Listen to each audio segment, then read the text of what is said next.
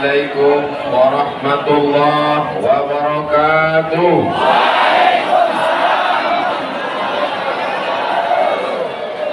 Agak kareba.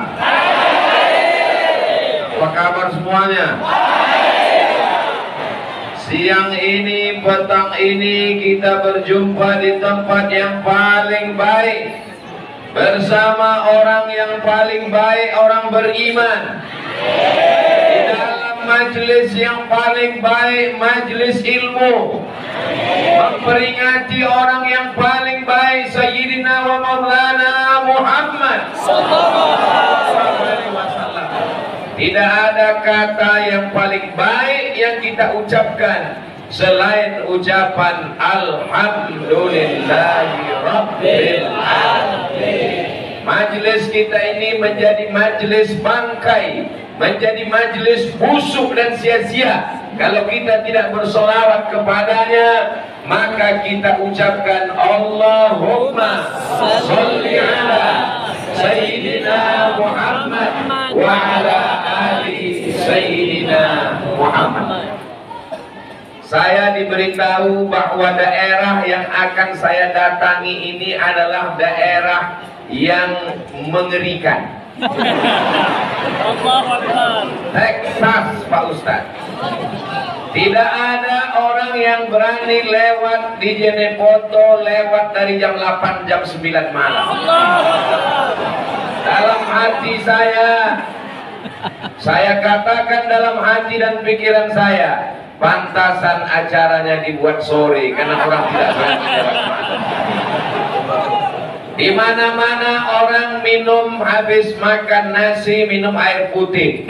Tapi di daerah yang mau Ustadz datangi ini ngeri, minumannya tua.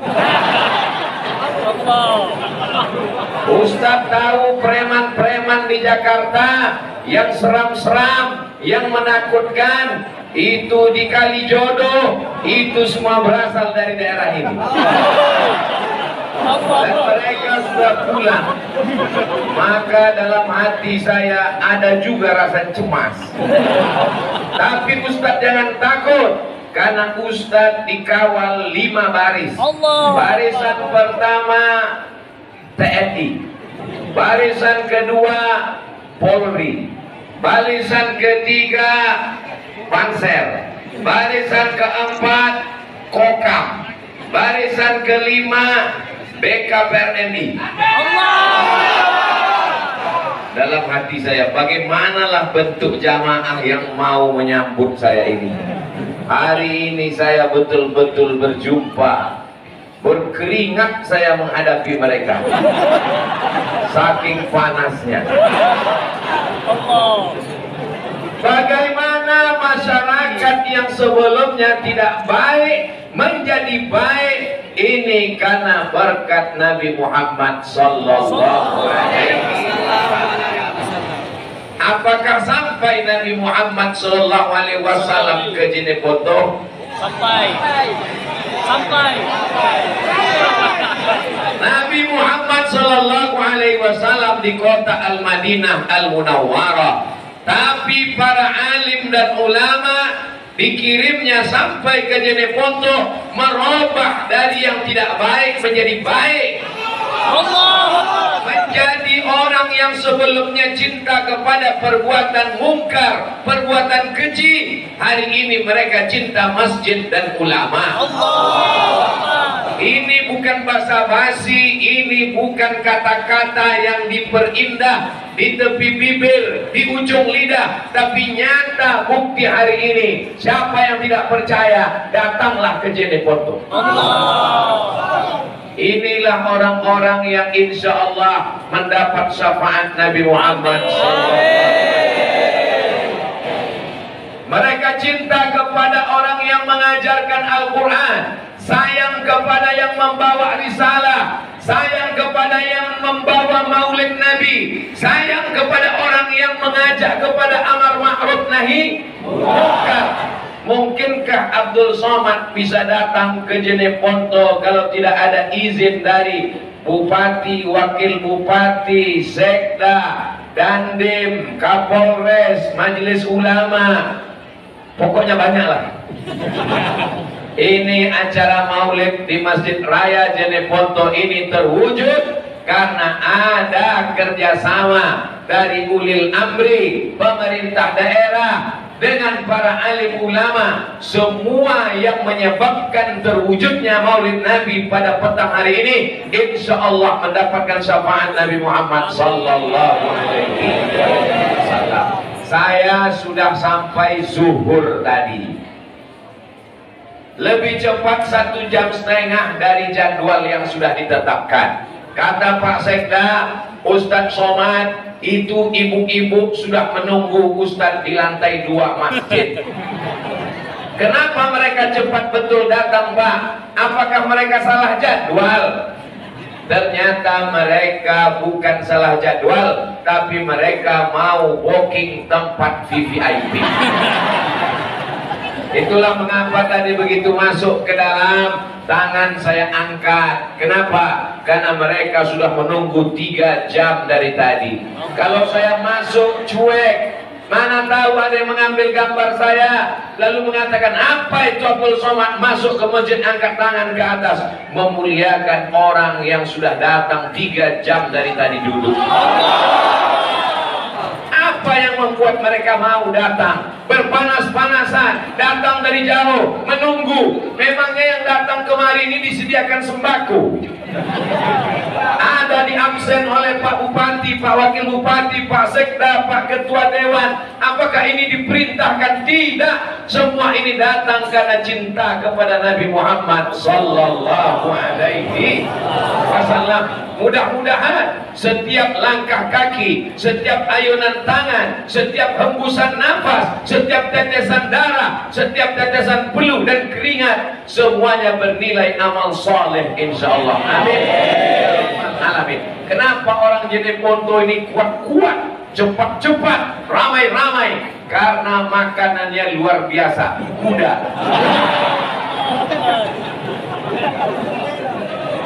Ustadz Somad bicara tentang kuda, rupanya Ustadz sudah makan kuda. Sudah disiapkan Pak Bupati tadi.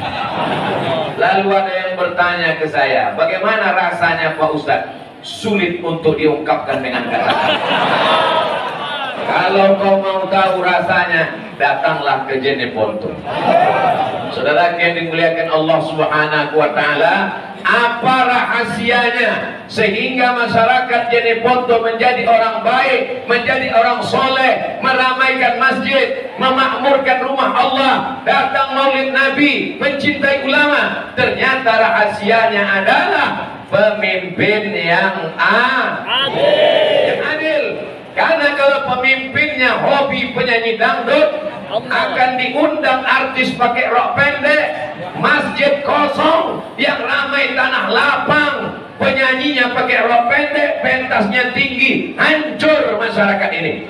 Tapi yang dihadirkan adalah para alim ulama, para ustadz, para guru ta, para kiai. Datang mereka mengajarkan Al-Quran di Masjid Raya Jeneponto. Setiap habis sholat subuh membaca Al-Quran dengan tahsin, dengan tafsir, dengan asbabun nuzul disediakan para ulama. Jadi kalau mau suatu daerah itu baik adalah mesti memakmurkan masjid. Inilah contohnya. Saya penasaran kira-kira di Jeneponto nanti berapa sop lah jamaahnya ini.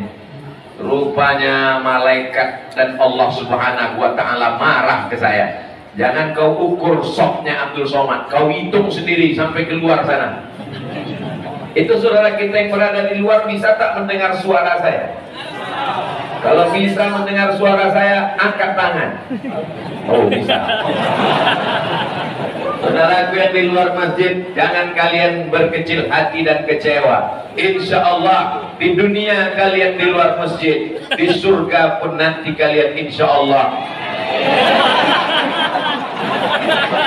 Di surga nanti insya Allah masuk ke dalam surga. Saudaraku yang berdiri yang tidak dapat tempat, jangan kalian bersedih, karena aku pun berdiri juga di sini. Sama kita, tapi nanti di surga kita akan duduk bersama Nabi Muhammad SAW. syarat memakmurkan masjid. Cinta kepada Nabi Muhammad dengan maulid, bagus. Cinta kepada Nabi Muhammad SAW dengan datang beramai-ramai, acara menyambut Isra Mi'raj, tahun baru hijrah, malam nuzul Quran, menyambut tahun baru, bagus. Tapi kalau masjid ditinggalkan kosong, maka satu negeri itu terlaknat. Kepala desanya dilaknat, RT RW-nya dilaknat, camatnya dilaknat. Udah cukup sampai situ. Jadi foto akan tetap dirahmati Allah kalau memakmurkan masjid. Bagaimana masjidnya mau makmur? Orang mau sholat terkendala, lantainya tidak disemen, karpetnya tidak bagus. Tapi kalau kalian datang saudaraku yang ada di Sumatera, jalan-jalan kalian ke Sulawesi, mampir di Masjid Raya Jeneponto, kalian lihatlah cantik dan indah. Masya Allah. Lampunya luar biasa, kaligrafinya Masya Allah. Dari tadi saya merenung, entah apalah bacanya. Yang bulat-bulat itu Allah, Allah, Allah, Allah, Allah. Di bawah tulisan Allah itu Muhammad, Muhammad, Muhammad, Muhammad. Sedangkan pada dinding, pada tiang ada dibuat lampu yang indah. Apa tulisannya? Allahu Akbar. Apa tulisannya? La ilaha illallah. Kalau salah kan orang nggak tahu. Oh, orang Jeneponto tahu itu semua. Karpetnya bagus, lampunya bagus, kaligrafinya bagus. Kalau mau menjadi orang yang dikenang sepanjang zaman, bantulah pembangunan masjid. Betul? Selagi tanda tanganmu masih laku, selagi kau masih punya jabatan, pakai untuk menolong agama Allah. Nanti ketika sudah tidak ada jabatan, tak ada kekuasaan, barulah datang ke masjid teriak, mana yang mau kita bangun? Bapak masih menjabat? Enggak.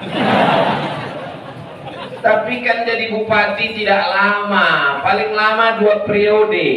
Betul? Betul. Jadi banyak juga orang yang berkeluh kesah kecewa. Bagaimana nanti kalau Bapak Bupati Jeneponto tidak lagi menjabat sebagai bupati?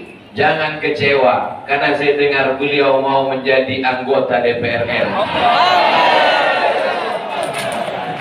Oh, ini Ustadz kok jadi kampanye di masjid?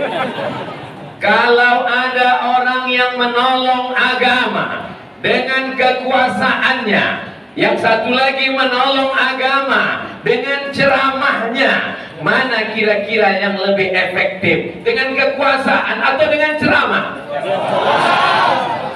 Jamaah mulai bingung menjawab. Mau dijawab dengan ceramah, nanti bupati tersinggung. Mau dijawab dengan kekuasaan, nanti Ustadz Somatnya tersinggung, ceramahnya tak sampai 600 ml. Tengok dulu jam. Ternyata saya kasih satu cerita. Ada masjid yang pembangunannya terkendala, tidak selesai, atapnya tidak terpasang, kubahnya hanya seng lapo, lantainya belum selesai. Datang Ustadz berceramah, bersedekahlah, berinfaklah, berwakaflah, keluarlah duit 2.500 perak. Tapi dengan kekuasaan, dengan tanda tangan, dengan APBD, dengan APBN, tidak perlu bersuara keras, tidak perlu berteriak, hanya cukup dengan satu tarikan tanda tangan. Siap apa tak siap? Selesai apa tak selesai? Selesai. Kira-kira penting tak memilih pemimpin yang memperhatikan masjid? Tanggal 22 Oktober tahun 2021 memang Indonesia menghormati 10 November. Hari apa 10 November? Pahlawan. Berteriak, hancurkan Belanda, lari Belanda potong-panting ke Amsterdam, tinggal terong Belanda. Siapa yang berteriak mengusir Belanda? Tidak mungkin para tentara berani mengusir Belanda, memodalkan bambu runcing. Tapi yang memberikan semangat adalah kalau kau mati wahai tentara, kau akan jadi mati syahid. Anak-anakmu akan bangga, kau akan masuk surga, kau tidak kena azab kubur. Siapa yang berani menjamin itu kepada tentara? Para ulama mengeluarkan resolusi jihad. Hadratus Syekh Hasyim Asy'ari bersama para ulama mengeluarkan resolusi jihad tanggal 22 Oktober. Maka diperingatilah hari itu dengan hari santri. Mudah-mudahan anak-anak kita menjadi para santri. Yang belum memasukkan anaknya ke pesantren, insya Allah setelah maulid ini dia masukkan anaknya ke pesantren. Yang belum memasukkan, setelah maulid dia masukkan. Setelah dikasih Ustadz Somad, tidak juga mau memasukkan. Jangan salahkan kalau anakmu menjadi pecandu narkoba. Jangan salahkan kalau dia menjadi pemabuk dan pezina. Karena benteng terakhir mempertahankan negeri ini adalah pondok pesantren. Wa amma bi ni'mati rabbika fahadis. Nikmat Tuhanmu ceritakanlah. Memperingati hari santri 22 Oktober 2021. Pak Bupati mewakafkan tanahnya untuk membentuk kampung santri, kampung wakaf, kampung pesantren. Mudah-mudahan ditiru oleh kepala-kepala daerah yang lain. Itulah yang akan kekal abadi setelah kita mati menghadap Allah Subhanahu wa Ta'ala. Rumah yang besar, kira-kira kalau ada orang membangun rumahnya besar, setelah dia mati rumahnya ikut dibawa atau tinggal? Tinggal. Mobilnya mewah, harganya 5 miliar, kredit. Kira-kira kalau mati kreditnya lunas atau terus dibayar? Dibayar oleh ahli waris. Tapi ada yang tetap kekal abadi, mengalir setelah kematian. Itulah dia tanah yang diwakafkan untuk pondok pesantren. Kusampaikan dari mimbar Masjid Raya Jeneponto kepada seluruh bupati, wali kota, gubernur se-Indonesia dari Sabang sampai Papua. Jabatan kalian tidak lama, hanya 2 periode, itu pun kalau tidak datang KPK. Tapi ada yang kekal dan abadi, tanah yang kau wakafkan untuk pondok pesantren. Anak-anak membaca Quran pagi, petang, siang dan malam. Ustadz-ustadz berceramah, maulid Nabi, nuzul Quran, Isra Mi'raj. Itulah yang akan kekal abadi. Setuju atau tak setuju? Setuju. Paling enak bilang setuju, karena nggak ngasih tanah. Tapi bagi orang yang pelit, bin bakhil, bin kedekut, bin medit, bin apa lagi? Maka itu bukan main sulit dan susahnya. Kita doakan semoga orang yang berwakaf diberikan Allah kelimpahan harta dan jabatan, supaya jabatannya menjadi rahmat, supaya hartanya menjadi rahmat. Bapak Ibu mesti punya cita-cita. Mudah-mudahan anak-anak kita menjadi bupati. Andai tidak bisa jadi bupati, jadi kepala desa. Ibu-ibu yang di belakang anaknya mau jadi bupati.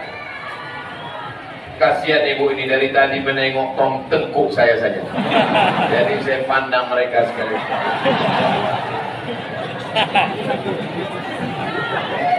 Poin pertama yang ingin saya sampaikan, kalau cinta kepada Nabi Muhammad Sallallahu Alaihi Wasallam, tolonglah agama Allah dengan jabatan, kekuasaan dan harta kita. Bapak Ibu mau? Insya Allah anak-anaknya juga menjadi pejabat di masa akan datang. Sallallahu ala Muhammad, sallallahu alaihi wasallam, sallallahu ala Muhammad, sallallahu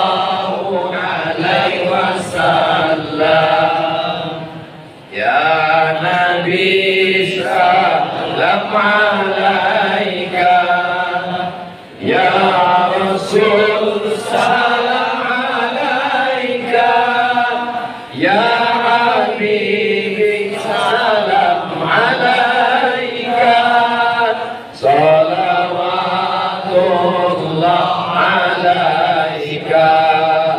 Allahumma salli ala Sayyidina Muhammad.